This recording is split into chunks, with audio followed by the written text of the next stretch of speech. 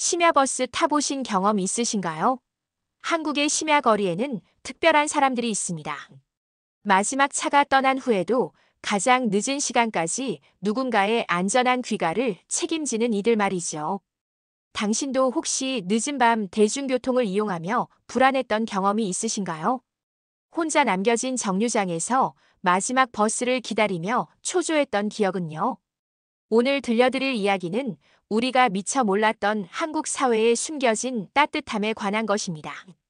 야간 근무자들의 안전한 귀가를 위해 묵묵히 제 역할을 다하는 평범한 사람들, 그리고 그들이 만들어낸 작지만 큰 변화의 이야기죠. 과연 어떤 일들이 벌어졌을까요? 마지막까지 들어보시면 당신도 이 도시를 바라보는 시각이 달라질 것입니다. 지금 바로 시작해보세요.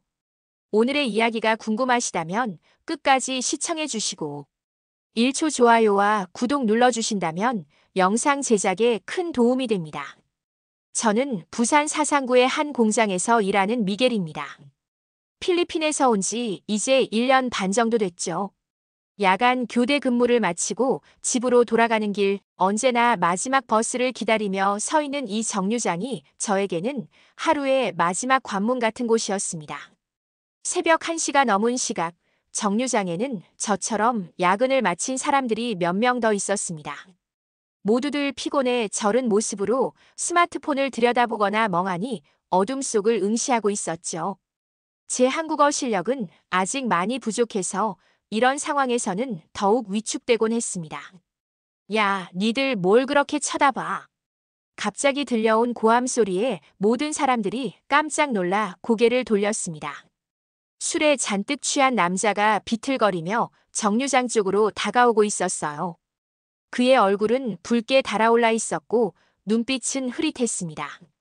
순간 정류장의 분위기가 얼어붙었죠. 뭐야, 외국인도 있네. 여기서 뭐해? 술 취한 남자가 저를 똑바로 쳐다보며 말했습니다.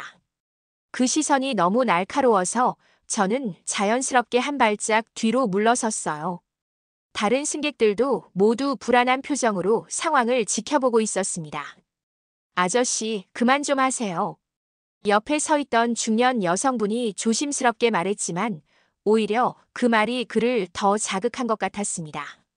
뭐? 누가 뭘 그만하라고? 내가 뭘 잘못했다고? 목소리는 점점 커졌고 욕설까지 섞여 나오기 시작했습니다. 저는 심장이 쿵쾅거리는 소리를 들을 수 있었어요. 언어가 서툰 상황에서 이런 일을 겪는다는 것은 정말 무력감을 느끼게 했습니다. 바로 그때 버스 한 대가 천천히 정류장으로 들어오는 모습이 보였어요. 마침내 마지막 차가 온 것이었습니다. 하지만 기쁨도 잠시 버스 기사님이 내려와 상황을 파악하더니 난색을 표했습니다. 아저씨, 이 상태로는 탑승하실 수 없습니다. 버스 기사 김 기사님의 목소리는 단호했습니다. 그분은 키가 크고 건장한 체격이었지만 술 취한 남자를 대하는 태도는 신중했어요. 뭐? 나 왜 못 타? 돈도 있는데. 규칙입니다. 다른 승객들의 안전을 위해서라도 양해해 주십시오. 김 기사님의 말투에는 타협의 여지가 없었습니다. 하지만 그것이 상황을 더욱 악화시켰죠. 술 취한 남자는 더욱 흥분하며 버스 문을 두드리기 시작했고 우리 모든 승객들은 그저 멀찍이 떨어져 상황이 진정되기만을 바라고 있었습니다. 시간은 계속 흘러갔고 저는 이대로 집에 못 가는 건 아닌지 걱정이 되기 시작했어요. 내일 아침에도 출근해야 하는데 이런 상황이 언제까지 지속될지 알 수 없었거든요. 그 순간 제 머릿속에는 몇 달 전의 기억이 생생하게 떠올랐습니다. 처음 한국에 와서 아직 길을 제대로 익히지 못했을 때였죠. 야근을 마치고 집으로 돌아가던 중 평소와 다른 길로 접어들었던 그날 밤이었습니다. 어두운 골목길에서 길을 잃었을 때의 그 막막함이란. 스마트폰의 지도 앱도 제대로 작동하지 않았고 한국어로 길을 묻기에는 실력이 너무 부족했어요. 그때 몇 명의 취한 사람들이 저에게 다가와서는 이상한 말들을 던지기 시작했습니다. 야, 외국인이네. 여기서 뭐 해? 그때와 똑같은 말이었어요. 그들은 저를 둘러싸고는 계속해서 무언가를 중얼거렸는데 무서워서 달려서 도망쳤던 기억이 납니다. 그날 밤 결국 경찰서에서 도움을 받아 집에 갈 수 있었지만 그 이후로는 항상 조심하게 되었죠. 다시는 그런 일이 없도록 해야겠다. 그때 제가 스스로에게 했던 다짐이었습니다. 안전한 길로만 다니고 늦은 시간에는 더욱 주의하겠다고 마음먹었었는데 지금 이 상황이 그때의 트라우마를 다시 깨우고 있었어요. 술 취한 남자의 목소리가 점점 더 커지면서 저는 무의식적으로 뒷걸음질을 쳤습니다. 손바닥에는 차가운 땀이 배어나고 있었고 심장 박동이 빨라지는 것을 느낄 수 있었어요. 왜 자꾸 나만 차별해? 외국인은 되고 나는 왜 안 돼? 그의 말이 점점 더 격해지자 다른 승객들도 불안해하기 시작했습니다. 한 할머니는 손자에게 전화를 걸어 상황을 설명하고 있었고 젊은 직장인 한 분은 계속해서 시계를 보며 초조해했어요. 바로 그때 멀리서 파란 불빛이 번쩍이는 것이 보였습니다. 경찰차였어요. 누군가 신고를 한 모양이었죠. 치안센터에서 나온 최순경 님이 차에서 내려 상황을 파악하더니 침착하게 술 취한 남자에게 다가갔습니다. 아저씨, 무슨 일이세요? 시민들이 불편해하고 계시는데요. 최순경님의 목소리는 단호하면서도 따뜻했습니다. 그분은 키는 그리 크지 않았지만 제복을 입은 모습이 든든해 보였어요. 경찰이 뭐야? 나 아무것도 안 했는데. 하지만 최순경님은 전혀 당황하지 않고 차근차근 상황을 정리해 나갔습니다. 술 취한 남자를 진정시키면서도 우리 승객들의 안전을 확인하는 모습이 정말 프로페셔널했어요. 다른 시민분들께 피해를 드리면 안 되죠. 집까지 안전하게 모셔다 드릴게요. 결국 최순경님이 술 취한 남자를 데리고 가면서 1차적인 갈등은 해소되었습니다. 하지만 이미 버스 운행 시간은 상당히 지연되어 있었고 모든 승객들의 얼굴에는 여전히 불안한 기색이 역력했어요. 김 기사님이 버스 문을 열면서 우리를 향해 말했습니다. 죄송합니다, 승객 여러분. 이제 안전하게 출발하겠습니다. 저는 버스에 오르면서도 계속 뒤를 돌아봤어요. 혹시 또 다른 문제가 생기지는 않을까 하는 불안감이 쉽게 가시지 않았거든요. 버스 안은 생각보다 따뜻했습니다. 김 기사님이 히터를 틀어놓으신 덕분에 차가운 새벽 공기에 얼었던 몸이 조금씩 녹기 시작했어요. 하지만 여전히 마음속 불안감은 가시지 않고 있었습니다. 그때 김 기사님이 뭔가를 꺼내더니 승객들에게 보여주기 시작했어요.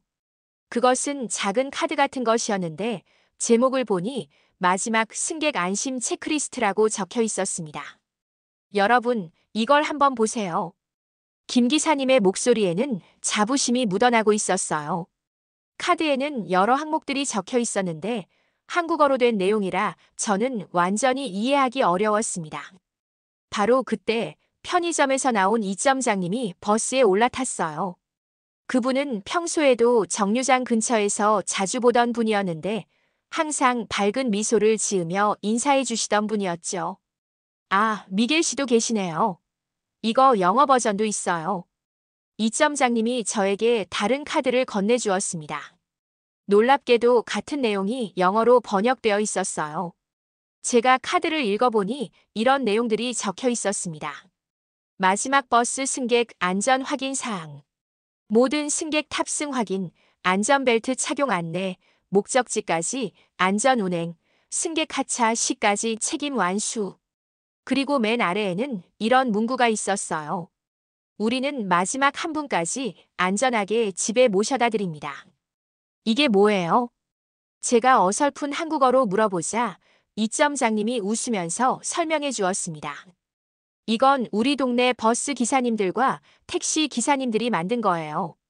야간 근무하시는 분들이 안전하게 집에 갈 수 있도록 하는 약속 같은 거죠. 김 기사님도 고개를 끄덕이며 덧붙였습니다. 특히 미겔 씨 같은 외국인 근로자분들이 안심하고 다닐 수 있도록 하는 게 우리 목표입니다. 그 순간 정말 뭉클했어요. 제가 한국어가 서툴다는 이유로 소외감을 느꼈던 적이 많았는데 이렇게 저를 배려해 주시는 분들이 있다는 것이 감사했습니다. 그리고 이게 제일 중요한 부분인데요. 이점장님이 카드 뒷면을 가리키며 말했습니다. 여기 보시면 끝까지 함께라고 적혀 있죠. 우리는 정말 마지막 승객까지 책임지고 모셔다 드린다는 뜻이에요. 다른 승객들도 모두 진지한 표정으로 카드를 들여다보고 있었어요. 한 아주머니는 정말 고맙다고 몇 번이나 말씀하셨고 젊은 직장인분도 이런 게 있는 줄 몰랐다며 감탄하고 있었습니다. 김 기사님이 운전석에서 돌아보며 말했습니다.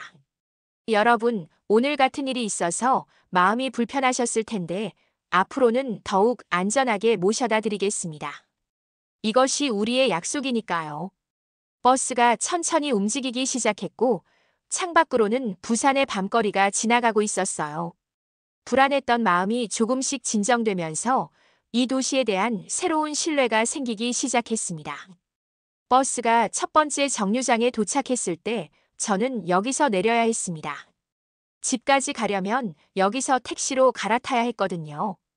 평소 같으면 혼자서 택시를 잡아야 하는 상황이 걱정스러웠을 텐데 오늘은 왠지 마음이 편했어요. 김 기사님이 제가 내리려는 것을 보더니 무전기를 꺼냈습니다. 박 기사님, 접수 부탁드립니다. 사상구 쪽으로 가는 승객분 계세요. 잠시 후 무전기에서 답이 왔어요. 네, 김 기사님. 바로 도착하겠습니다. 몇 분이나 계세요? 한 분이세요. 외국인 근로자분이니까 친절하게 부탁드려요. 그 대화를 듣고 있던 저는 정말 놀랐습니다. 이렇게까지 세심하게 배려해 주실 줄은 몰랐거든요. 김 기사님이 저를 보며 웃으면서 말했어요. 걱정 마세요, 미겔 씨. 박 기사님은 정말 좋은 분이에요. 안전하게 모셔다 드릴 거예요. 몇 분 후 정말로 택시 한 대가 정류장으로 들어왔습니다. 택시에서 내린 박 기사님은 첫인상부터 든든해 보이는 분이었어요. 키도 크고 어깨도 넓었는데 얼굴에는 따뜻한 미소가 번지고 있었습니다. 미겔 씨 맞죠? 반갑습니다. 박 기사님이 한국어로 인사하더니 이어서 서툰 영어로도 말해주었어요. Nice to meet you. 그분의 발음은 완벽하지 않았지만 저를 배려하려는 마음이 느껴져서 정말 고마웠습니다. 김 기사님, 오늘도 수고 많으셨어요. 내일 교대 시간에 뵐게요. 두 기사님이 서로 인사를 나누는 모습을 보면서 저는 이들 사이에 특별한 연대감이 있다는 것을 느낄 수 있었어요. 단순히 같은 직업을 가진 사람들의 관계가 아니라 진짜 동료 의식으로 뭉쳐있는 것 같았습니다. 택시에 올라타자 박 기사님이 말했습니다. 미겔 씨, 어디까지 가세요? 아, 그리고 음악 틀어도 될까요? 조용한 걸로 할게요. 택시 안은 깔끔하게 정리되어 있었고 은은한 향기도 났어요. 박 기사님이 선택한 음악은 잔잔한 재즈였는데 피곤한 몸과 마음을 달래주는 것 같았습니다. 제가 이 일한 지 15년 됐는데요. 승객분들이 편안하게 목적지까지 가시는 게 제일 중요하다고 생각해요. 박 기사님이 운전하면서 천천히 말했습니다. 특히 미겔 씨 같은 분들은 한국에서 정말 열심히 살고 계시잖아요. 그런 분들이 안전하게 쉴 수 있도록 돕는 게 우리 일이라고 생각해요. 창밖으로는 부산의 야경이 펼쳐지고 있었어요. 가로등들이 만들어내는 불빛들이 마치 별처럼 반짝이고 있었죠. 처음 한국에 왔을 때는 모든 게 낯설고 무서웠는데 지금은 이 도시가 조금씩 제 삶의 터전이 되어가고 있음을 느꼈습니다. 박 기사님, 정말 감사해요. 제가 어설픈 한국어로 고마움을 표현하자 박 기사님이 백미러로 저를 보며 웃었어요. 모료, 당연한 일이죠. 우리 모두 한 가족 아니겠어요? 택시가 제 집 근처에 도착하려던 바로 그 순간 갑자기 하늘에서 빗방울이 떨어지기 시작했습니다. 처음에는 몇 방울에 불과했지만 순식간에 폭우로 변했어요. 바람까지 거세게 불면서 완전한 폭풍우가 되어버렸죠. 이런, 갑자기 날씨가 이상해지네요. 박 기사님이 당황한 목소리로 말했습니다. 앞유리에 빗물이 쏟아져서 와이퍼가 빠르게 움직여도 시야 확보가 어려운 상황이었어요. 무전기에서 급하게 소리가 들려왔습니다. 모든 차량 주의하세요. 갑작스러운 폭우로 도로 상황이 위험합니다. 안전운전 부탁드려요. 박 기사님이 차를 천천히 세우더니 저를 돌아봤어요. 미겔 씨, 죄송한데 잠시 비가 약해질 때까지 기다려야 할 것 같아요. 이 상태로는 운전이 너무 위험해요. 저는 고개를 끄덕였습니다. 안전이 가장 중요하니까요. 하지만 마음 한편으로는 불안감이 다시 올라오기 시작했어요. 이런 상황이 또다시 예상치 못한 문제를 만들어내는 건 아닐까 하는 걱정이었죠. 몇 달 전 그 무서웠던 밤의 기억이 다시 떠올랐습니다. 혼자서 어둠 속을 헤매던 그때의 무력감이 지금 이 폭풍우와 겹쳐지면서 심장이 다시 빨리 뛰기 시작했어요. 괜찮으세요, 미겔 씨? 박 기사님이 제 표정을 보더니 걱정스럽게 물어봤습니다. 네, 괜찮아요. 그냥 조금 걱정돼서요. 아, 혹시 예전에 안 좋은 일이 있으셨나요? 박 기사님의 목소리에는 진심 어린 관심이 담겨 있었어요. 저는 몇 달 전 있었던 일을 간단하게 설명해 드렸습니다. 아, 그런 일이 있으셨구나. 그럼 더욱 불안하시겠어요. 박 기사님이 이해한다는 표정으로 고개를 끄덕였습니다. 바로 그때 편의점에서 불빛이 환하게 켜지는 것이 보였어요. 이 점장님이 가게 문을 열고 밖을 내다보고 있었습니다. 폭우 때문에 발걸음이 묶인 사람들을 위해서인 것 같았어요. 저기 보세요, 미겔 씨. 이 점장님이 계시네요. 박 기사님이 편의점을 가리키며 말했습니다. 잠시 후 이 점장님이 우산을 쓰고 택시 쪽으로 달려오는 것이 보였어요. 폭우 속에서도 뭔가를 들고 있었는데 가까이 와서 보니 따뜻한 음료수 몇 개였습니다. 미겔 씨, 박 기사님. 이런 날씨에 고생이 많으세요. 이 점장님이 택시 문을 두드리며 말했어요. 박 기사님이 창문을 조금 내리자 이 점장님이 따뜻한 커피를 건네주었습니다. 무료로 드릴게요. 이런 날씨에는 따뜻한 걸 마셔야죠. 정말 예상치 못한 친절이었어요. 폭풍우가 몰아치는 상황에서도 다른 사람들을 걱정하는 마음을 가진 분이라는 게 믿어지지 않았습니다. 따뜻한 커피를 마시면서 제 마음도 조금씩 진정되기 시작했어요. 혼자가 아니라는 것, 이렇게 도와주는 사람들이 있다는 것이 얼마나 큰 위로가 되는지 새삼 느꼈습니다. 비가 조금씩 약해지면서 박 기사님이 다시 운전을 시작했습니다.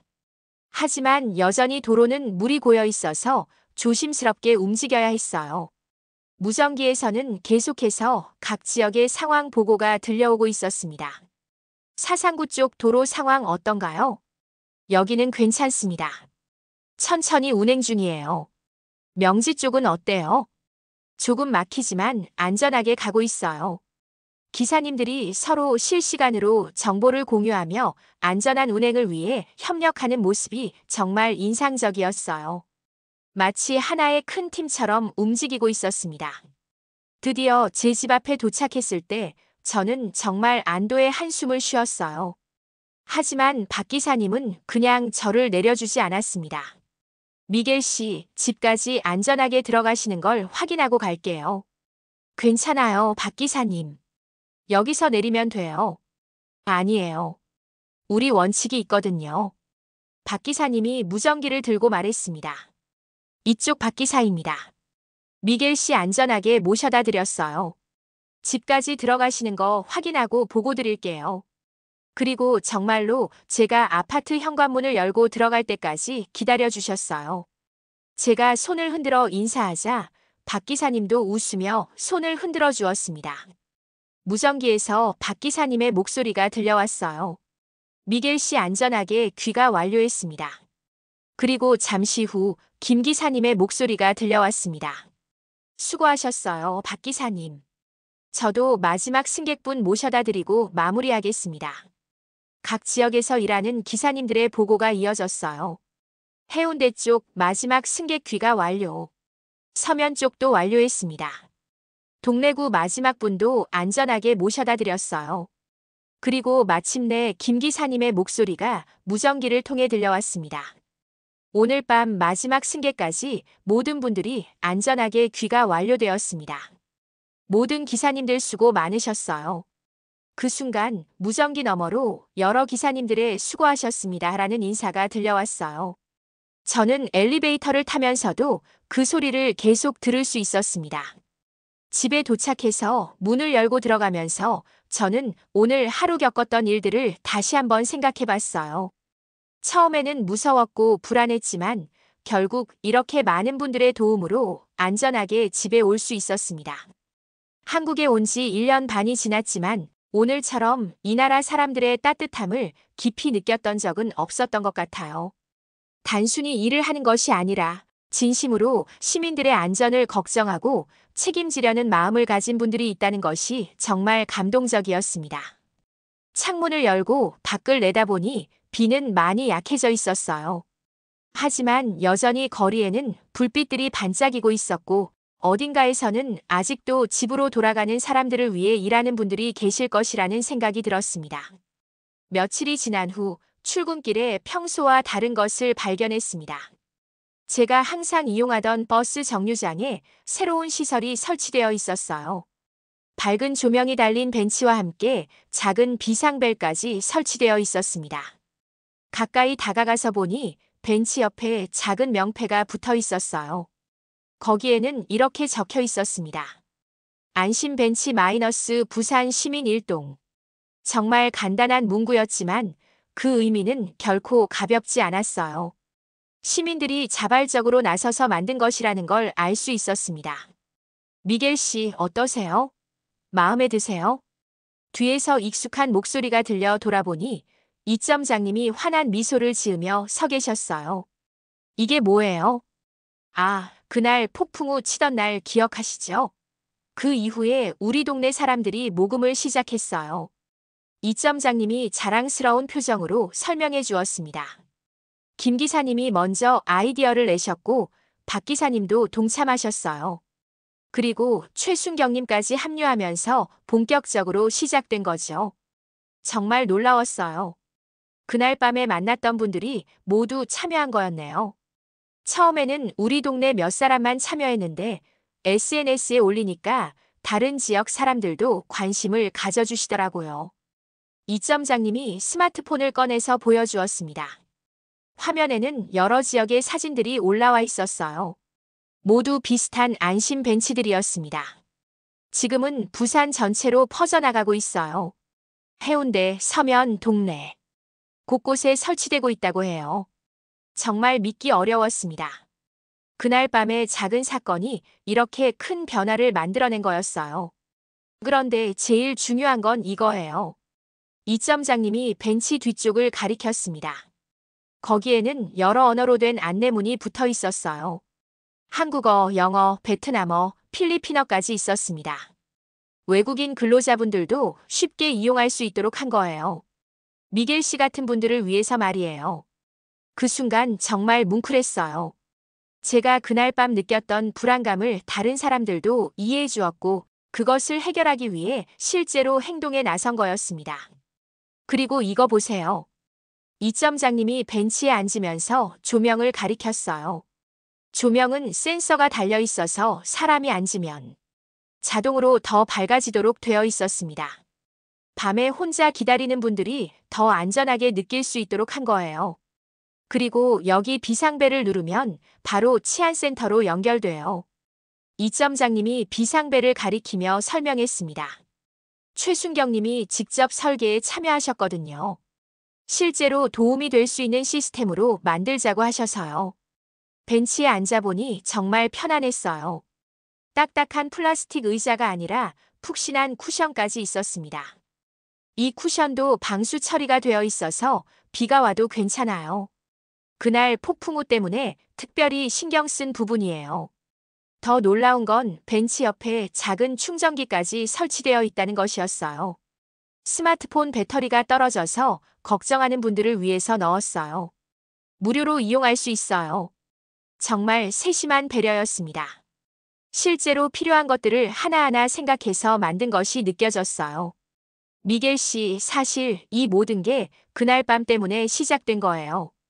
이점장님이 진지한 표정으로 말했습니다. 우리가 평소에는 몰랐던 문제들을 그날 밤에 깨달았거든요. 특히 외국인분들이 얼마나 불안해하시는지 알게 됐어요. 그때 김 기사님이 운전하는 버스가 정류장에 들어오는 것이 보였어요. 김 기사님이 창문을 내리고 손을 흔들어 주셨습니다. 미겔 씨, 새 벤치 어떠세요? 편하죠? 정말 좋아요, 김 기사님. 제가 엄지손가락을 들어 보이자 김 기사님이 웃으며 고개를 끄덕였어요. 이제 늦은 시간에도 안심하고 기다리실 수 있을 거예요. 버스가 떠나간 후 이점장님이 마지막으로 말했습니다. 이게 진짜 시작이에요, 미겔 씨.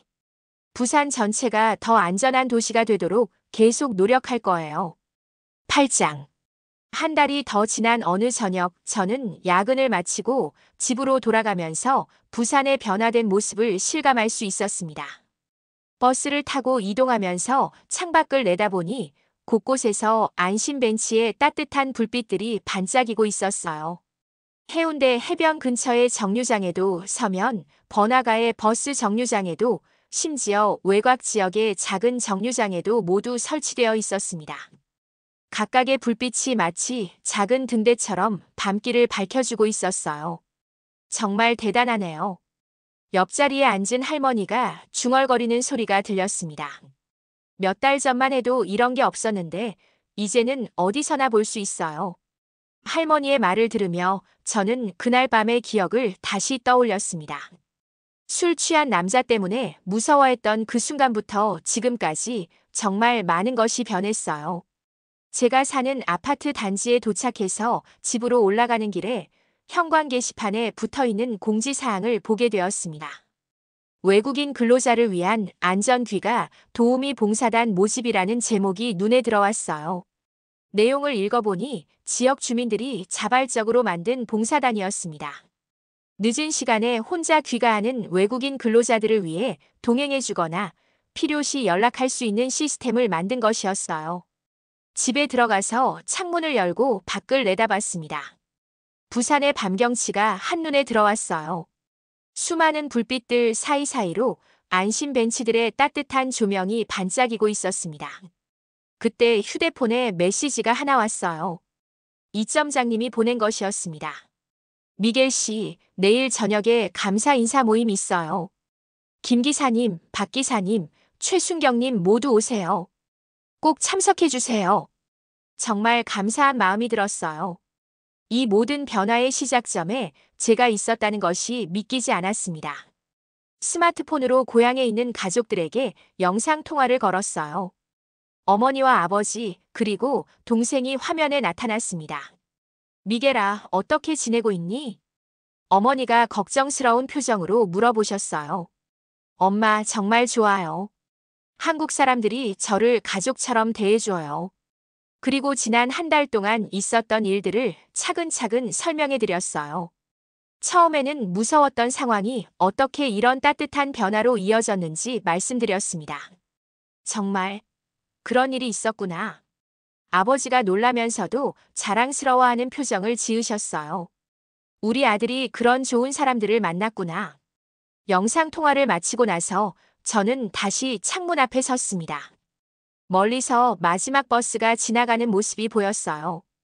아마 김 기사님이 운전하는 버스일 거라는 생각이 들었습니다. 무전기에서는 오늘도 똑같은 보고가 들려올 것이었어요. 오늘 밤 마지막 승객까지 모든 분들이 안전하게 귀가 완료되었습니다. 그 한마디가 얼마나 많은 의미를 담고 있는지 이제는 알 수 있었어요. 단순한 업무 보고가 아니라 이 도시에 사는 모든 사람들에 대한 책임감과 사랑이 담긴 말이었습니다.